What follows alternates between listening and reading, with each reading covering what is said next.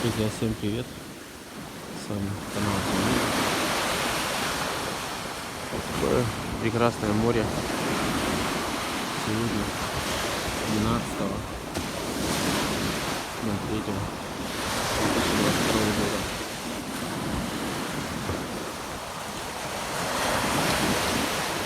Море штормит, ночью был шторм.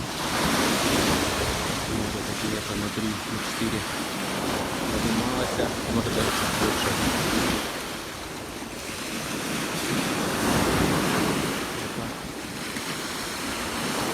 Ну, давайте просто понаслаждаемся прекрасным Азовским морем.